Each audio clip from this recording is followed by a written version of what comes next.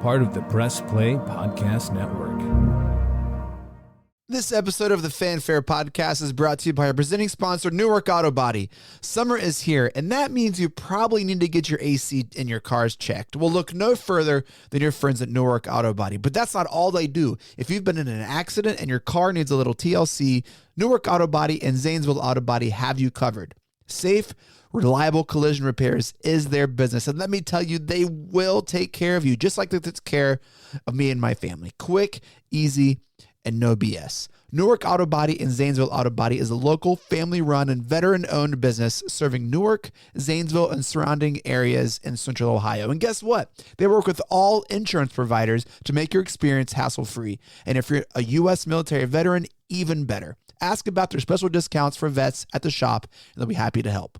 Look, it can be hard to find trustworthy car mechanics in your area, but the people over at Newark AutoBody and Zanesville AutoBody have you covered. They care for you first and make sure they keep you safe and back on the road. Visit them today at autobodyofnewark.com and autobodyofzanesville.com to get your repair started. We will include those links in our show notes. Make sure to go check them out. Again, thank you to Newark AutoBody for helping make this episode possible. Your long wait for a new podcast is over. I'm Steve Phillips, and I'm super excited to announce that I will be doing a brand new podcast, Exit Polls, will be part of the Press Play Podcast Network. A little bit about myself. I'm a proud native of Cleveland Heights, Ohio. I have the same roots as Super Bowl champions Jason and Travis Kelce, although I do not know and have never met Taylor Swift. I'm an author, activist, observer of politics, and I've written 2 best-selling books, Brown is the New White and How We Win the Civil War, that help to dissect and analyze what's happening in our nation's politics.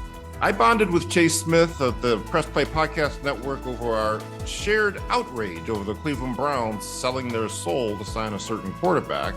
As we got to know each other over the past couple years, Chase asked me to consider hosting Exit Polls. And I'm happy to do it and happy to be here. As the political season heats up, we'll be coming to you every other Friday to make sense of and perhaps make fun of what's going on in national politics. Offer some information, education, a little fun. May even throw in a few sports metaphors to grasp what's happening in national politics. We start on April 12th. You can find us wherever you get your podcasts. Tune in and join us on Exit Polls.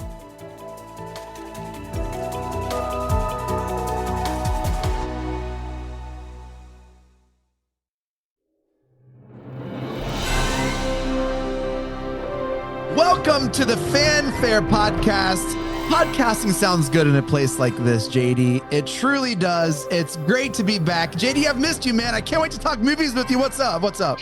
Chase, this is so exciting because, first of all, this was one of my favorite films growing up, and I have so many thoughts about this movie. Oh man, I do too. It is great to be back. The Fanfare is going to be with you all summer long. Here's what we have coming down the pike. So if you're new to the show, or just listening to this and you want to tag along, here's what we're going to do in June, all summer long. June is movies all about the summer. Obviously, we're talking about the Sandlot in this episode, and in a couple weeks, we're going to be releasing a show about Stand By Me, and incredible, just shows about the summer. In July, movies all about the beach. So I'm talking about Jaws and Point Break, I think, is the other one we're doing, which is going to be a lot of fun. And then in August, we're going to be talking movies about school. So we have Billy Madison and Dead Poet Society. So many classics, so much fun. We cannot wait to talk movies together and to have you listen. JD, I haven't really told you this yet. I have special guests lined up for some of these episodes already. Special guests are going to be joining us. So you never know who's going to show up right here on the Fanfare Podcast. But this episode is all about the Sandlot. And JD, before we get to your incredible breakdowns, which I have so missed, I think it's important just to talk about our relationship to the movie. Yeah, I agree. You said you have so many memories. What are some of those memories around 1993's The Sandlot? Okay, so I can't remember exactly when I first saw this. I know I didn't see it in theaters because I was like, it's right. 93, so what is that, kindergarten for me? But I just remember watching this movie and just feeling good. Yeah. Just feeling good. It made me want to go outside and play in the summer. I remember that. Um, it's just one of those feel good movies. Yes. But rewatching it as an adult, so many thoughts. So many Yes. thoughts. And we'll get to those thoughts soon. JD, I had a very similar relationship to the movie. I don't remember seeing it in the theaters, but I think every single kid I knew had that large VHS plastic case of this movie. Everyone Right. owned this movie and watched it all the freaking time. And I think what was so special was even now watching it now, which was super fun to rewatch. We'll talk about that in a moment. It captured so much of what we wanted our summers to be. Even when we were 7 or 8 years old, that is what we wanted our summers to be. And in essence, what our summers were, this innocent, but also like rotten and ornery, but also like we're in danger, but also not really like that. Is there a better summer for a 10, 11-year-old than just hanging out with your friends without any parents, anywhere, everywhere, anytime, just to get in these adventures? It captured so much of what summers were. And, in the mid 90s too, baseball was it. It Yeah. was baseball. It was totally baseball cards. Everyone played baseball. And this tapped into that. And it was the movie of the summer 5-6 years. It was just like what you did in the summer, JD. You just watched Right. the Sandlot. And I don't know about you, but like for me, this movie kind of resonated with my summers because my parents had absolutely no idea where I was or what kind of danger I was getting into and all the near-death experiences that came along with it. Yeah. But this it just made me want to like relive my childhood. Yes. Yeah. It made you even watching it and then like to want to go out and play baseball. And I think baseball is so special, man. It's super accessible to anyone and everyone. Unlike Right. football, you have to have pads. You really can't play it until you're older. Basketball, it's hard to get a ball in a hoop. And so unless you have like a smaller hoop and a smaller ball, so that's weird. Um, But and you can play baseball anywhere. anywhere. It's like soccer, right? Soccer, Right. very accessible. Everyone's first sport is probably soccer or some type of baseball t-ball thing. Right. And it was just baseball. It was king, and it truly was. I have a question, JD. Did you know who Babe Ruth was in the 90s before this movie? No. Um, I think this movie is how I came to know who Babe Ruth was. sure. Sure. Did you know what a s'more was before this movie? Um Because honestly, I don't know what I came don't I first. don't know. I don't know. I don't know. I mean, I remember watching the scene and I was like, did I know what a s'more was? Like back then because he calls it something different. Like, he doesn't we'll get into it, but like Yeah. Yeah. I don't think I had a s'more until like way later in life. And so like if to try to put in perspective, like it's like if a kid now like doesn't know who Michael Jordan is, and it's if like it's a basketball movie, like if we're trying to like make like a 2024, 2025 Sandlot, it wouldn't be about baseball because no one knows anything about baseball or Right. cares about baseball. So it's gonna be like football or basketball. And it's just like it was just incredible. I think I knew who Babe Ruth was. Uh, but I don't know. Like this came out in 93. And so even when you're first, second grade, you see this movie, you're just like, whoa, I better know who this Right. is now. Like I better know because this movie, I don't want to not know who Babe Ruth is. I don't Yeah, want I to know. think the first time I watched this movie, I probably didn't even realize like what it was about. I just remember seeing like all the antics and stuff. Yeah. And then seeing it a little bit older, probably second or third grade. Um, that's kind of when it like I kind of felt the movie and kind of, Mm, uh it kind of like, made more sense to my life yeah. at that point. Um, and then like you said, like every summer watching this movie, and this was like a summer movie. Like Yes. it takes place in the summer. It's like something you watch in the summer. Yep. This movie is like the summer. Yeah. Yep. Most people have a very positive reaction to this movie, a very fond memories. Like, oh, Sandlot, I love that movie. Even as we were promoting this episode on socials, people were just like, oh my gosh, I love that movie. Such a good movie. Other baseball movies, there was kind of a span in the 90s of other baseball kid movies, right? Angels in the Outfield, Rookie of the Year, Little Big League. Right. Is this your favorite little kid baseball movie? Without a doubt. Without a Yeah. doubt. I think it might be my favorite as well. I loved Angels. I loved Angels. Yeah. Um, I mean, I liked Rookie of the Year. I thought that was a really good Rookie of the Year is movie. also, I've probably seen that more than I've seen The Sandlot, but The Sandlot kind of resonates more because the Rookie of the Year it was a different type of it's a base movie. that there's more baseball. There's not a lot of baseball in the Sandlot. Like there's Right. really not a lot of baseball. But that was more of like a kid, being with the grown-ups. This was like Mm, kids yes. being kids with Yes. kids This about is kids. yes. Along the lines of Goonies, of Stand By Me, where it's just kids doing kid stuff, going on kid Right. adventures, which is great. Angels is also great, but still a lot of adults. This is just you It's get just kids. transported to yeah. Um, yeah, I think it's unfair to put this against other real movies of cinema: Field of Dreams, Moneyball, Bull Durham, Natural, Love of the Oh, Game. Like no, the no, no. Yeah, no, no, no, no, no, no. I mean, this movie is definitely like the POV is just kids. yeah. Um, I watched this with our kids, JD, leading up to this Oh, did you? episode. I did. We had s'mores and we watched it. They loved this movie, JD, and then they watched it again the next night. They watched it last night as well again. Wow. They loved this movie. I kept a running diary of what they said throughout the movie.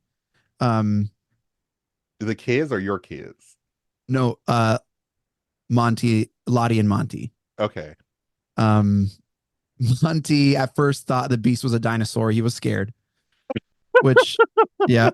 Um, Lottie's Deservedly so. right. Lottie's mouth dropped when Smalls caught the ball in the outfield from Benny's hit. And she said, I thought it was going to hit him square in the mouth. Like she was like that moment, I think captivated her for the rest of the movie. And we'll talk about that and along the on our like thoughts on our rewatch, but she was completely hooked from that moment on. Um, and then she loved the pool scene. We'll talk all about this later. I have anyway. Super fun to watch it again and then to watch it through their eyes. They loved it. JD, you ready for your breakdown? I'm ready. Let's do it. Okay. The Sandlot is a 1993 coming-of-age sports comedy film that was written, directed, and narrated by David Mickey Evans. The cast includes Tom Guari, Mike Vitar, Patrick Renna, Chauncey Leopardi, Marty York, Brandon Adams, Grant Gelt, Shane Obedensky, Victor DiMattia, with Dennis Leary, Karen Allen, and James Earl Jones in supporting roles. The film was produced by Del Della Torre and William S. Gilmore, distributed by 20th Century Fox, and made its theatrical debut on April 1st, 1993. Against a $7 million budget, the film grossed $34.3 million at the box office and was a critical success. The film maintains a 65% score on Rotten Tomatoes and a 7.8 out of 10 score on IMDb. In the film, which is set in the summer of 1962, fifth grader Scott Smalls moves to the San Fernando Valley just outside of Los Angeles, where he befriends a group of neighborhood kids who love baseball, who've dubbed a vacant lot as the Sandlot. While the group take to laughing at Scott's expense, Benny takes a liking to Scott and teaches him how to play baseball. Together, they go on a series of summer adventures until one day when Scott steals an autographed baseball from his stepdad and home runs it over the fence where former junkyard dog Hercules, aka the Beast, resides. When the group realizes the ball was signed by the one and only Babe Ruth, they devise a series of one failed plan after the next to retrieve the ball, only for Benny to make the ultimate sacrifice to get the ball back. From Island World Productions, this is The Sandlot. Woo. It's amazing. Also, I think important to note 3.7 out of 5 stars on Letterboxd. JD, that's incredible. And Yeah. it is such a fun movie. On rewatch, once you get past minute 2025, this movie doesn't stop. And every single scene is a banger and you don't want to look away. Pretty much from the moment he gets hit in the eye with the ball by his awful stepdad. And the moment that he goes to the field, puts his glove up, like it doesn't stop. It truly, JD, doesn't stop. What were some of your reactions on a rewatch heading into the fanfare? Some of my thoughts were, oh my gosh, these kids are horrible actors. Um, I mean, absolutely horrendous. Um, I loved the banter and the little. I mean, there's so many quotes that have come out of The this whole movie. movie is quotable. The Yeah. whole entire thing is quotable, but they say so many kind of like off the wall things. There was this one scene where they were waiting on Scotty for something. I think it was Ham who says, or it may have been what Squints, who Yeah. was like, my clothes are going out of style. Like, hurry up. It was like off screen. They weren't even like the main characters on the screen. They're just Right. like, they're just friends. They're friends. I love the pile-ons too. They would do. I don't know if you ever watched a show called Happy Endings. Where it was a couple seasons, super funny on ABC. But they would do these pile-ons, kind of like How I Met Your Mother would do a little bit, but not. Yeah. But yeah, just like the pile on, like they're all just kind of giving someone a hard time, and it is so much fun. I don't think. I'm stealing that quote. You know, what's taking so long? My clothes are going out of style. Oh my gosh, there's so many quotes you could steal.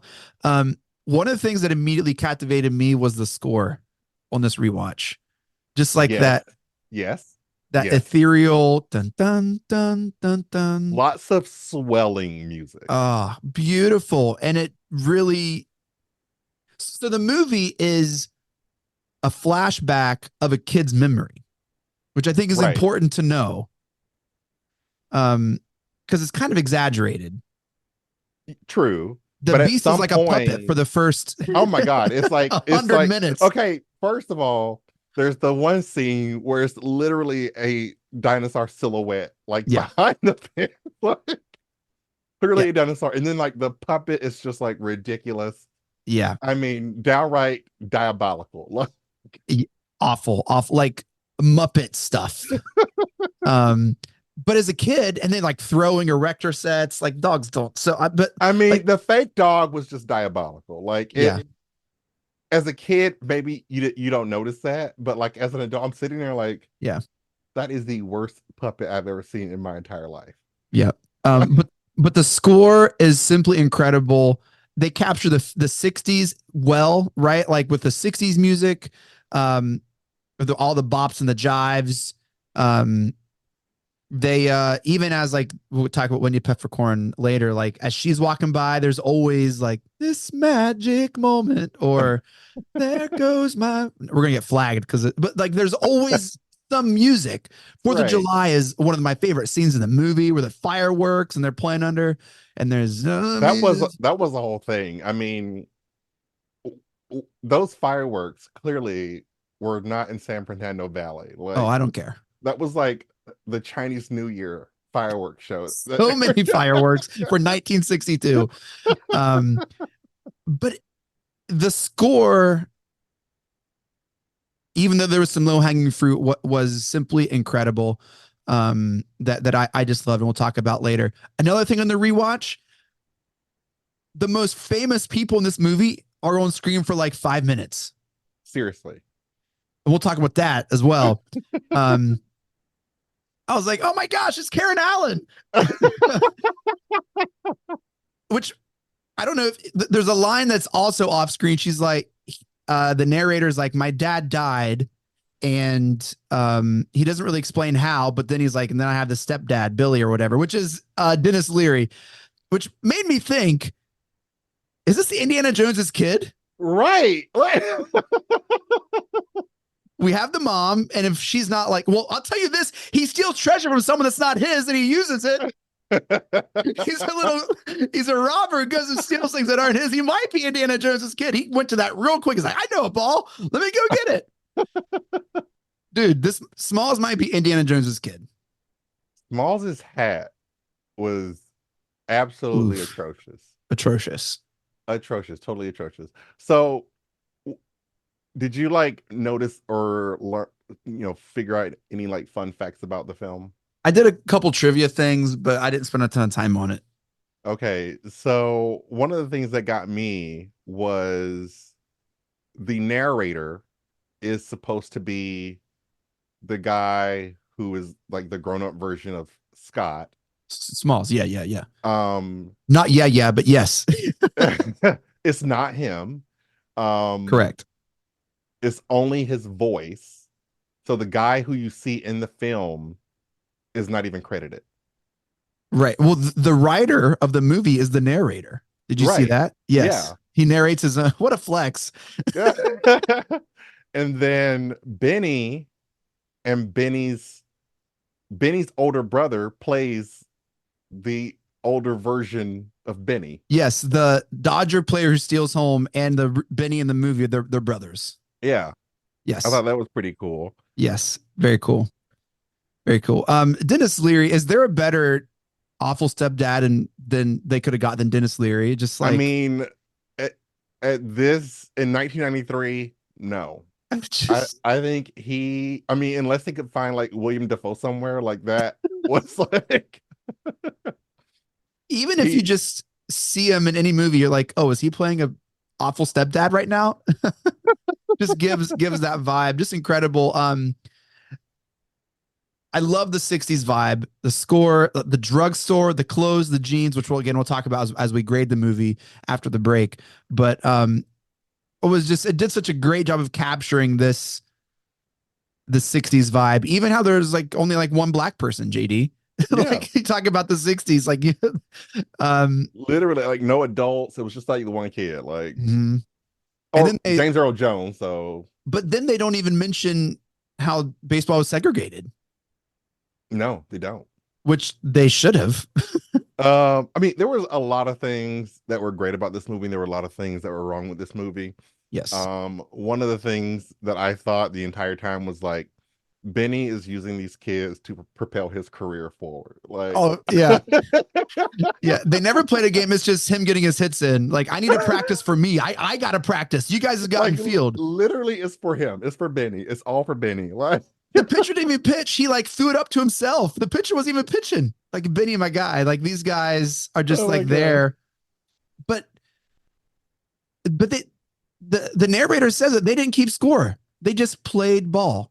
Yeah, I mean they didn't even keep score when they were playing against those other kids who were dressed in like clothes the clothes were like too big for them. Yeah, the bikes were too big for them. Like, I'm like, where do these kids come from? Like, whose bikes did they steal? Yeah. Because they can like barely ride these bikes like out of the park. Like, right. like struggling to like pedal these bikes. Yeah. The treehouse scene. Let's talk about the treehouse scene. So good. I feel like this entire scene was like ad lib. Like, it felt like it was just they put the kids in a treehouse and were like, okay, go. A real camp out. Like a legit camp out. Mm-hmm. I thought I saw Patrick Renna break at one point, like after they were like telling the kids to shut up, or like which one is that one? Ham. Oh yeah. Yeah. He like broke at one point. They're like, shh, he can hear you. And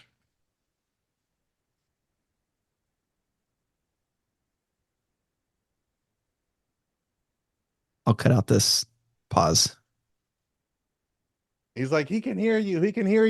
And he's like, what? Like, they're just like making like random, like clearly like everybody's breaking in that entire scene. Like, yeah. And repeat, like is he the younger brother of the one who like gets exploded by 3 vacuums? Oh my gosh, Tommy and Timmy, like okay. All right. Yeah. That scene, that was a whole thing. Like, the whole thing. Clearly just turn the vacuums off. Like, Right. just turn them off. Yeah. Like, I felt like every other scene they ended with them screaming and doing like this slow motion front flip, landing on their backs. None of them are paralyzed or injured, but they're always no, like jumping no, out they of were trees, not. landing But on their like backs, screaming. after the ball goes over the fence, I feel like a majority of the film is the kids screaming. I mean, they are screaming. So much. They Every are one of their attempts they ends are with them screaming. screaming. They are Yeah. screaming. I'm like, oh Yeah. my gosh, these kids are screaming entirely too much. Uh, Uh, um, but again, just the rewatch, like it's more about the friends than baseball, even. right. Like it is a baseball movie, but it's more of a movie about friends. It is, but there was like there were so many things where I was watching this and I was like, I feel like they are making a movie just to make a movie. Like there were some things that they just did not make sense. For example, the fake drowning. Yeah. Okay. Are And we having that? All right. Let's talk about that pool scene. okay, Go for it. we have fake drowning, and then the kids. I mean, I don't know how big this. I mean, it's not that big of a pool. It's decent size. Mm-hmm. They get out, and I feel like they're running for 3 years to get to the other side of the pool where he is. Yeah. And then, he gets out, sexually assaults Wendy Peppercorn or Yeah. Peppercorn, or whatever her name is. Mm-hmm. And like nobody sees him open his eyes. And that great big giant smile where he's showing all 68 teeth in his mouth. And like nobody is like, okay, Wendy, he's awake. Like, Or no one cheers either. Like, oh, yay. Nope. They're all complicit in this they're crime. all they're all complicit. Everybody's culpable. They're like, what? Yeah. Um, well, I have some terrible, sad news for you, JD. What is that? That is everyone's favorite scene that voted. And Oh my gosh. yeah. And so I posted on Facebook, what's your favorite scene? I listed like 8 scenes, and that far and away had the most votes of any other scene is the pool scene. Is that the most famous scene in this movie? It's a pretty like iconic scene. It is. Like when you think about the Sandlot, that's one of the scenes that come to Mhm. mind. Aside That, and from I like think the the s'mores run. treehouse scene too. Yeah, Like, but I think I think more about the swimming pool scene. yeah, it's there. And then the narration too is like kissed her long, you kissed her hard. Like that doesn't really help me. It's like very weird. Like, what is the age difference? So they're in 5th grade, and Wendy had to she's be in like high school. at least, Yeah, she had to be in like high at school. least, dude. I don't. And sometimes in movies, like they'll do a close up of the mouth, but then replace the actors so they're like over 18 and they're actually the ones kissing, and so you can never. Like, if like anytime this happens in movies, it's never like a minor kissing an older Right. person. I felt like this was like legit. I mean, he like grabbed her by the head and went to town. Not good. I also have bad news. It was Lottie's favorite scene. She cracked up, like thought it was. This is what she said. Let me find it here. And so, all right, he's like, so she said, what's he gonna do? I know what he's gonna do. And it was just like cracking up. I took a video. Maybe I'll post it. I don't know, but she's like laughing, just really thinks it's really funny. Well, she will think differently when she is older She and will. realizes that is grossly inappropriate. But She will. anyways, Yeah. I mean, that's like probably the only scene in this movie that I think that doesn't hold up too well. Mhm. Aside from that, the scene where they are at the carnival and everybody is like eating a fistful of chew. Just as much as they can get into Oh their my hand. god, just like digging their whole hand in there, a fistful, just throw it in their mouth, Gross. getting on the ride, vomiting all over the place. And I see like when they're coming off the ride, the carny is like laughing. Yeah. And I'm It's like, very bro, gross. you have to clean that up. Like Right. Right. What I noticed watching it 37. It was a hard watch at 37. Like I was like, I don't want to watch this. Oh, like I started to feel a little queasy. Like this is okay. So this brings up a great point. We're doing Stand By Me in a couple weeks. There's a famous vomit scene in that movie as well. Which Stand By Me came out before this movie. There's a scene in the pool scene where Ham is like walking by and he's like strutting his stuff, kind of like the Ron Burgundy Cannonball. But there's a scene in Fast Times at Ridgemont High that's very similar that Stranger Things also ripped off of with Billy in season 3, I think. Remember, he's walking by the pool and he's like trying to like mac on Oh yeah, mom. yeah. So very like this scene is like a common like and that's from Fast Times at Ridgemont High is that Yeah. scene. And so this movie's kind of like not the most original, but it is. It's from a book too. Did you know it's kind of taken from a book? It feels kind of like pieced together. Yeah. Amazing pieces, fun to watch. One of my favorite scenes is it introduces the crew. It's a great nickname movie. Yeah. Love the nicknames, so much fun. That first catch is really magical. It is just like so fun. Is Benny the coolest person ever in any movie? Like, is he just like the coolest person ever, JD? I mean, from 1993 until I don't know when, Benny was like the coolest thing that happened since sliced bread. He was nice. He was in control. He was like, hey, oh, the ride's on me. All the ride. He's like getting everyone's tab at the fair. Is just like the coolest. So cool. He's using these kids to propel his career. So, he's got to get back at some point. Pulling hats and gloves out of his butt. He just always has a spare. One scene, he's like, all right, we got to get 98 cents. Let's go. Right. The 4th of July is, I think, just the slow motion, the sound, the cul-de-sac, like block party, the sand is just awesome. The rival team across town where they come in and they insult and they play the game. That's got to be like, I like that. Some of those insults I remember in the 90s. Oh my gosh, dude, they were insulting back and forth. Mm-hmm. I mean, the next set of like really good insults that came out of television were like from the Orbitz commercial. Yeah. I don't think that You Play Ball Like a Girl necessarily aged that well. Like you were saying, like the pool scene, Lottie herself was like, that's not a very good insult. Like she even had sass then. I mean, that was like that was supposed to be like the worst insult. Like of all the things they said, like that was supposed to be the worst thing. Like they're like, whoa. When in the 90s, I didn't want to play ball like a girl.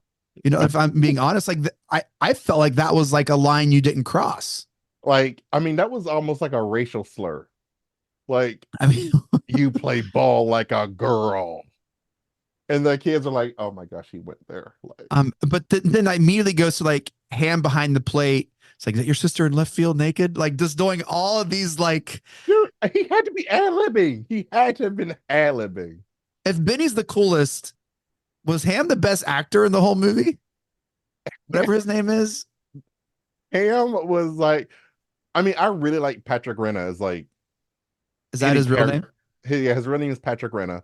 I like him in anything really. Like, well, he stole the movie. Yeah, for sure. He recently did a music video with the music or the singer. Her name's Jax. She did a song about the 90s, and in the music video they do that little carnival ride scene. Oh, no way. Where everybody's vomiting all over the place. Yeah, and he's in that That's music so video. Cool.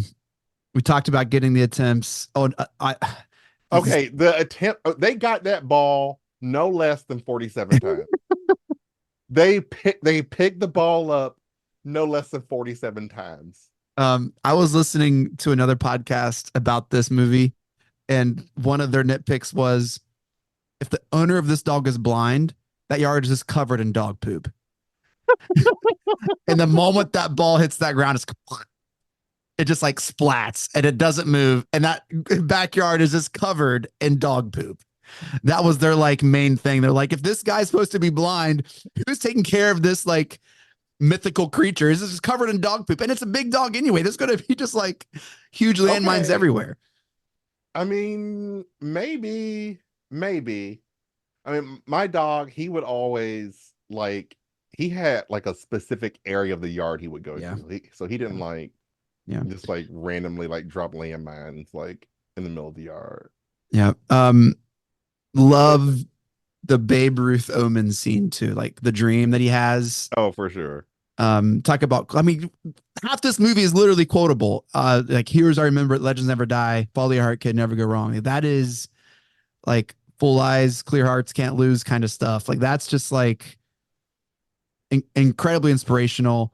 The chase the pickle, the end sequence of James Earl Jones who comes in and tries to steal the movie from him, but it's very, very close. Um, When he says, you know, you guys could have just asked me, and yeah, they like beat up Squints. yeah. And then the music, What was his um, periscope? Like what? Like his yeah, cereal box periscope. yeah, And he was like so calm. He was so calm, like raise catapult. Yeah, open catapult, yeah. Uh, raise super fun. catapult, Um, fire catapult. and it really just You got introduces, it. Pull it back. um, then more screams. Yeah, um, basically. So like as a kid, you're hearing like narration, but then you get like the end of movie, like where are they now kind of fade outs, right? Which is also cool to hear. But But it then like it makes you think about your own childhood and like yeah, when kids started moving out of the neighborhood and when you were growing up. And there's that meme that's been around forever that says like, you know, one day you went outside to play with your friends for the last time last and time. nobody knew it. Yeah. And Yep. I'm thinking back like when was that for me? Yeah. Um, Because you don't think about it. any other scenes you want to hit on before we touch on themes? Because there's a conversation I want to have on the theme of the movie that I think is important. No, I think we touched on like all the stuff I wanted to like hit. Um, JD, I think we're talking about a theme of this movie. I think there's a difference between nostalgia and mystique. Okay. Um, and I think a theme of this movie is mystique. I think um hitting on the mystique of baseball, not so much the nostalgia of baseball, but the mystique of baseball, with a couple things. One, Babe Ruth, like Right. that is like mythological, bigger than life. A pickle in baseball is like a very like mystique, like, oh my gosh, it's the most exciting thing. Like it's a pickle. Oh, it's a pickle. A very like mystified.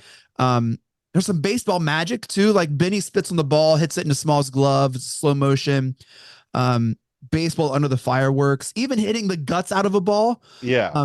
Like that was something that, like, whoa, if that ever happens, this person is destined for greatness. I think like this mystique of summer, of friends, no one getting hurt, right? They're gonna chase this dog's gonna chase you all through town, and no one's gonna be upset. This cake's gonna go up in the air. It's not a lot of nostalgia. It's just a bunch of the perfect summer.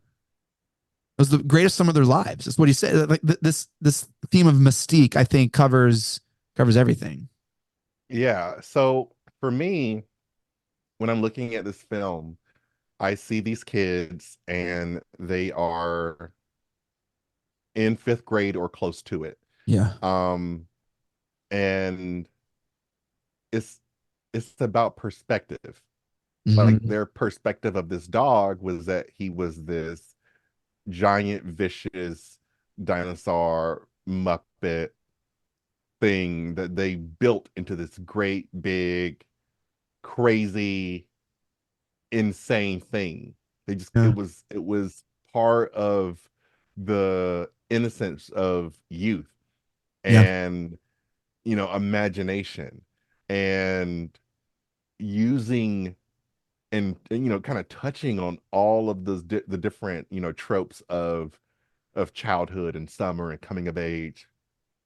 So I think it spoke a lot to you know what a child's perspective is and what their view of the world is. And even the scene inside the treehouse and Ham explaining how to make a s'more. Mm-hmm. um the scene under the fireworks when they're basically just kind of mesmerized by like all the lights and Not Benny, baby. Eye on the prize, baby. Eye yeah, on the not prize. Benny, except Benny. Everybody except Benny. Like he's like they're just like mesmerized and like just Mhm. the youthful innocence of childhood and growing up and just Yep. these random adventures. And one thing that I really liked about this movie is when mom, who doesn't have a name, her name is just mom in the movie, Karen Allen. She's like, go outside, like get in trouble, like not too much, but get in trouble. Like how many moms say get in trouble? Like Don't be a nerd. Put that science stuff away. it just kind of like she understands like she's because she's like every summer you've been inside playing with your erector set. She understands the importance of going outside, scraping your knee, getting dirty, um being youthful. Yeah. um I've yeah. heard mothers have that conversation. Get off your screen. Just go outside, play in mud, go do something. I feel like that conversation is happening today in 2024. I It's like, don't doubt it. I don't doubt it. But it's like that kid POV that really mhm. like stuck out to me a lot. 'Cause I'm like, Yeah. Yeah. that's what it was like to be a kid. And they do a good job at showing it from the kids' POV as opposed to, adults, too many adults being involved. Um, because I think if you have too many adults involved, you get your rookie of the year and your Yes. angel in the outfield, and it just changes the entire dynamic of the film. Yeah. Um, and I think Mystique fits along with that, like innocence and perspective, whereas nostalgia is almost like cramming it down your throat. Right. Like, hey, remember how good this was? Remember, like the Mario movie. Have you seen the Mario Brothers movie, the new one that came out Yeah, last I year? have. Yeah. Super fun, but it's just like assaulting you with nostalgia every step of the way. Right. Um, This movie does not assault you with nostalgia. It makes you feel. And I have to say this. I don't even know how this happened, Chase. I don't know how this happened. After I watched this movie, I went online and bought some PF flyers. yes, dude, I've almost, because every now and then it'll show up on my Instagram feed, and if I almost pulled the trigger, I've almost pulled the trigger.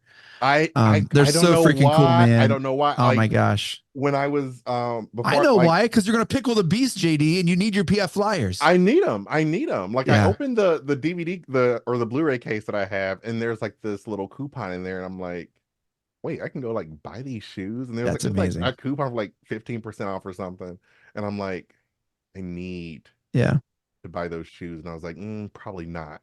But after I watched the movie, I'm like, Yeah. take my money, take my money. Yes, yes. It's I don't think we have this on DVD or Blu-ray. It's streaming on Disney Plus. So Okay. super fun. Hey, let's take a break, hear from our sponsors at Newark AutoBody. When we come back, the Sandlot's going to school. Let's give us some grades, JD. The Fanfare Podcast. We'll be right back. Hey, this is JD from the Hyman Podcast, a place to have hard conversations revolving around the overall human experience. We tackle topics such as racism, the American justice system, and even headlining news such as the Alex Murdaugh saga. This season, we're going to continue to tackle more hard-hitting topics, and I'm excited to take you on that journey.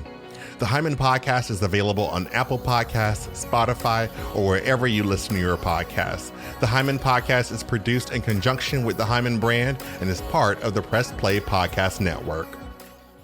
What's up, everyone? Chase Smith here, host of the Chase Smith Podcast, and my podcast reflects who I am. My hobbies, my interests, my passions, my curiosities, my careers, my questions, and my family. I'll spend time talking about all types of sports, movies, TV shows, trending news stories, and other cultural events, and even faith. This is who I am, and I hope I can get to know you as well. Join me on the Chase Smith Podcast, and let's have some thought-provoking conversations, only on the Press Play Podcast Network. Your long wait for a new podcast is over.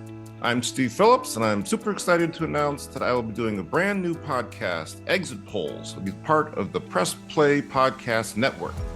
A little bit about myself. I'm a proud native of Cleveland Heights, Ohio. I have the same roots as Super Bowl champions Jason and Travis Kelce, although I do not know and have never met Taylor Swift. I'm an author, activist, observer of politics, and I've written 2 best-selling books, Brown is the New White and How We Win the Civil War, that help to dissect and analyze what's happening in our nation's politics. I bonded with Chase Smith of the Press Play Podcast Network over our shared outrage over the Cleveland Browns selling their soul to sign a certain quarterback. And as we got to know each other over the past couple years, Chase asked me to consider hosting Exit Polls. And I'm happy to do it and happy to be here. As the political season heats up, we'll be coming to you every other Friday to make sense of and perhaps make fun of what's going on in national politics. Offer some information, education, a little fun. May even throw in a few sports metaphors to grasp what's happening in national politics. We start on April 12th. You can find us wherever you get your podcasts. Tune in and join us on Exit Polls.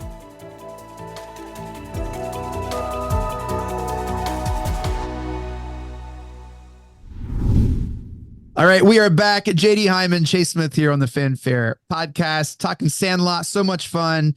JD, let's give us some grades. Here's the deal. There's 8 subjects, 8 classes. We're going to give it a grade A through F, and then give an overall GPA at the end and see how this movie rates among the other ones we've done. JD, the first category is this: acting, the performance of the main character and supporting characters. JD, what you got, man?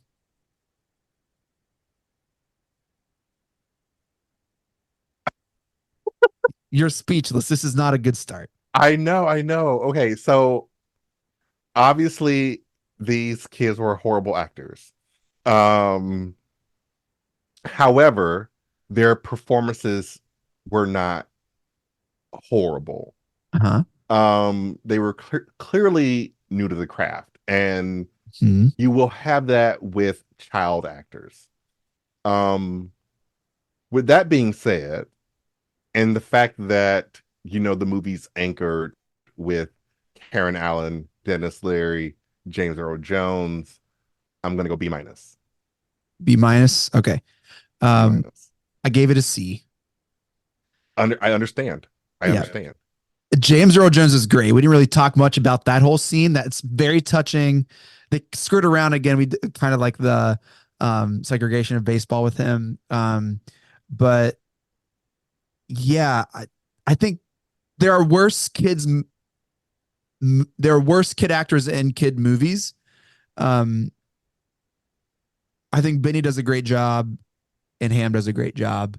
Everyone else is just very much just like, yeah. And I know, and you hate to say that because this is just one of those films that relates so heavily to your childhood. Yeah. But when you really look at it, the acting is horrible. Yeah. Star power, JD, name recognition, previous work. I gave this a D just because they haven't done anything and they didn't really go on to do much. And it's not like James Earl Jones is the top billing here. It's just it. Yeah. I mean, I understand. I did a C. Yeah. And it wasn't until I was rewatching it, this time that I was like, oh my gosh, Karen Allen. Yeah. Right. Me too.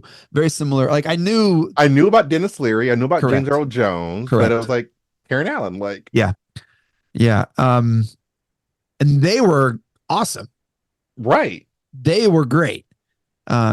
But just they're in the movie for 5-10 minutes. Exactly. They're 10% of the film. These kids are 90%. And to be honest, the first 10 minutes that the parents are in, I'm like, let's keep it going. Let's just get to where he catches the ball. Let's just get there. Cause I just want to see these kids do all this shenanigans. Cinematography, storytelling without words. What you got, JD? I'm going A on this actually. I gave it an A as well. Love the cinematography. The Sandlot is so cool. We didn't have a Sandlot like that. Right. But gosh, how fun would that just there would be fights and drugs and probably use condoms and who knows what else there in that field. But it would be so cool. I feel like everybody growing up, they may not have had like an actual sandlot, but they had some kind of space. Yeah. We actually did have a sandlot or like a vacant lot that we would use. Um, and it just I don't it was just like we didn't really think about it back then, but it was like this was our lot where we would play, and we played baseball, but we would do like kickball, soccer. Mhm. It made me think about Hey Arnold because they have like a sandlot, Yeah. in that cartoon. Um but like the cinematography in this film was like really good, and they did a really good job um at guiding the story along Yeah. visually. So Yeah. The yeah, drugstore looked super cool. Like it felt like, oh yeah, man, like they would that sell everything there, right, baseballs to probably like, I don't know, gasoline can, like almost like you would see at a gas station, but even more. Like that was super fun. Like everything, it was just, I loved it. I gave it an A. yeah. I mean, the scene even outside of the drugstore where the cars are like kind of crossing the Yes. street, Yep. I'm like Mhm. everything like fits in just perfectly. Like, Yeah. Audio sound design. How'd your speakers, what was that like for you? What was your experience? a lot of screaming, Yeah. but the mixing was done very well. Mhm. Um, this is definitely a really good surround Mhm. movie, especially when you have the Muppet dog, barking and like growling. Yeah. Um, there was the scene where the music was like swelling and like I'm like I was not expecting this from Yeah.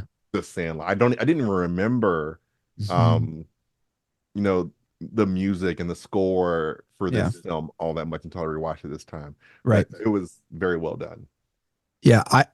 As I mentioned earlier, I love the score. I love the dun dun dun, like the kind of like Sandlot, like we're going to go back in time, but this is also very sentimental. The music, I just absolutely loved it. I love the sound of a wooden bat and ball. Right. It's just so fun, like hearing it hit the glove. Hearing a ball hit the orbital bone of some kid's eye is also great. The meat slap on his face. I gave it an A. I gave it an A. I gave it an A as well. The screaming was fine. It was almost too much, but It everything was it else, was it was it was almost too much the because music was too good I too. felt like after that ball went over the fence, it was like screaming. I mean, you got tequila there. It's just so much. The songs are great. The songs are Yeah, great. Costume design again. I gave this an A. Like they looked so cool. They looked like it just captured the '60s, kind of back perfectly. in style. Yeah, it was everything was. I mean, even like the outfits that the girls were wearing, Mm, um, the swimwear of everybody who was kind of like in the pool area, very 60s. mm, Um, Dennis Leary, yep, too big clothes, very 60s. yep, Everybody had, I mean, even Smalls' outfit when he first goes out, and Benny's like, wear jeans and a t-shirt when you come back. yep, yep. There was a scene that tried to derail this costume design, JD. The Beast like legend story. The thieves look complete like out of Looney Tunes Oh Acme. yeah, oh yeah, for sure, for sure, Um, for sure. but But again, again, that's like kids' POV, yes, and them, that's that imagination part of it yeah, that kind of like help propel like the sentiment like this is a, a kid movie about kids for kids. yeah. This movie is not for adults.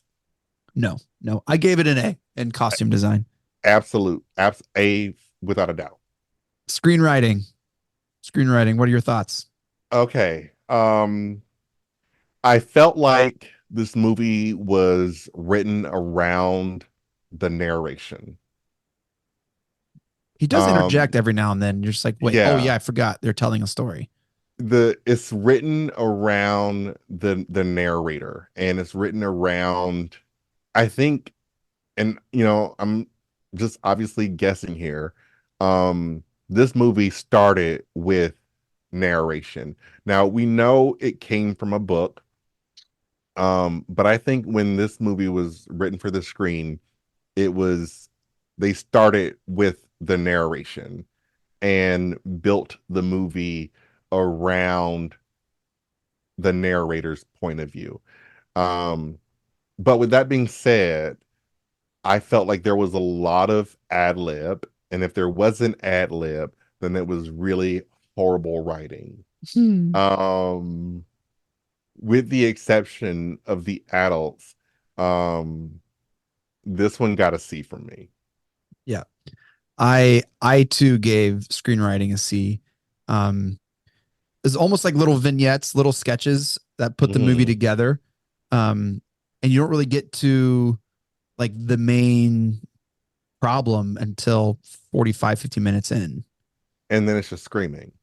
And then it's just forget about baseball. Let's try to get this ball back by doing bungee. You know it's ridiculous when they have Yaya like in like the like bungee cord and he's like Did you see it? Like completely unnecessary or called for. Like no one ever in their right mind is like scared in the like scared of getting eaten and stop screaming to go like the little like toddler. You know what I'm talking about? Do you remember that Yes, scene? It's like, what are yes. you doing? But when I first saw that, I was like, what in the Mission Impossible is this contraption that these kids have But they bring him up. devised? Just And absolutely. Ham is like, he's like hoisting him up. And of course, they use the fat kid Yeah, yeah, to like hoist this guy up. Like, okay, that is totally unrealistic. Like, yeah. Um, so complete. I gave it a C. I gave it a C as well. Oh man, that was silly. Directing. I didn't know honestly how to grade this one. I've heard, I had no experience. I've heard working with kids is very, very hard. yeah, And the fact that it is such a fun movie, um, I gave it a B. I don't know. I gave it a B, JD. I wasn't sure what to do with this. I did a B plus. Okay. Um, because I felt like, these kids had fun. Mm-hmm. I could tell they had fun. Yeah. They had a great time filming this movie.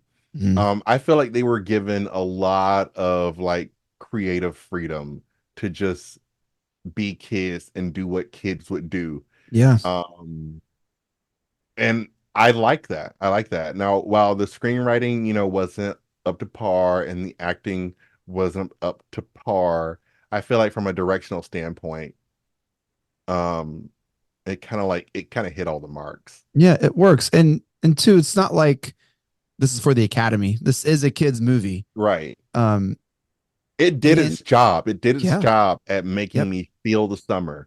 Mm-hmm. So it was directed well in that sense. I'll say this, knowing it's a kids movie, I've never come away with this movie saying, oh man, the acting really sucked.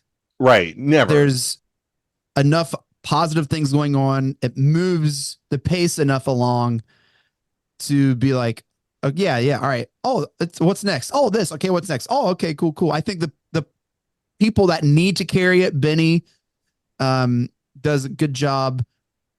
I don't Smalls, he could be replaced, and then Ham. I think really a lot of those scenes he kind of carries. Yeah. I mean, we're critically examining this film Yeah, just, for this podcast, but to watch it is there's I have no flaws yeah, aside from like, Muppet. right. Yeah, movie poster.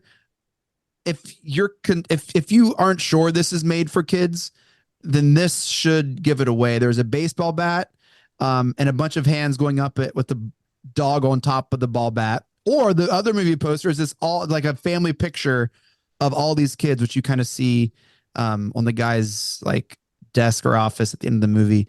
I love it. I give it an Yeah, A. I I love did it. too. A. You have the like the kind of font, the yellow font, but you can just tell it's like almost try to like a kid wrote it or painted it. But Right. it's I love it. I love it. I give it an A. I know what else you need to know about the Sandlot than that movie right there. Yeah. And that the poster. Great poster. Great poster. We're gonna take a break, tally up our scores, and we'll come back. We'll let you know what grade we gave it. Okay, we're back. We got our GPAs here, and here's what we do. Obviously, with school, A is worth 4, B is worth 3, C is worth 2, D is worth 1, F is worth 0. There's 8 classes. Add up your point total divided by 8. I end up giving the Sandlot 1 D, 2 C's, 1 B, and 4 A's. That comes out to 24. I have a 3.0 on the Sandlot here. JD gave the Sandlot 2 C's, 2 B's, 4 A's, come out to a 26 and a 3.25. Not bad. Not bad. Especially for what it was meant to be. This was not, a Academy Award winning, this wasn't that. And we knew that going in. But for what it was, I think it is appropriate. So it does not change my feelings on this whatsoever. No. Just for reference, the ones we've done in the past, JD, we gave Saul a 3. We both ended up with a 3 for Saul. Saul was horrible. The Departed, I ended up with a 3.5. You gave Departed a 3.75 GPA. Ooh, it was a great one though. Crazy Stupid Love, I had a 2.75, and yours up with a 2.875. I did not realize it was that low. Yeah. Raiders, a 3.625 for me and a 3.625 for you. So yeah, kind of right in the middle. Wow. Yeah. I felt really bad. I said, man, we are tanking this movie. No, I need to go back and get the ranks for the Prestige. I don't really remember. And I did Remember the Titans with someone else. Cheated on you. I got to go get that one. Still not over it. But yeah, super fun. JD Sandlot. Any final words, final thoughts? I'm just excited for Stand By Me. Yeah, man. Because that was definitely one of my favorite movies growing up, and it's still in like my top 10 list. I haven't rewatched it yet for the rewatch, because I want it fresh. Like I like to have them fresh. But I'm really excited about it. But I feel like this movie and The Sandlot, I feel like tell really good stories from a child's POV.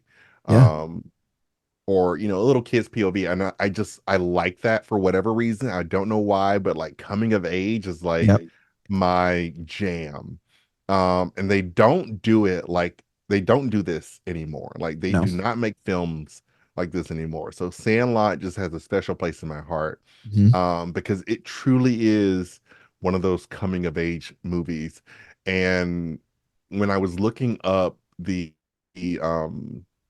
production company that did this movie, they did a lot of like kid movies, and I just really like this movie. It has a special place in my heart. I think a lot of people relate to this movie.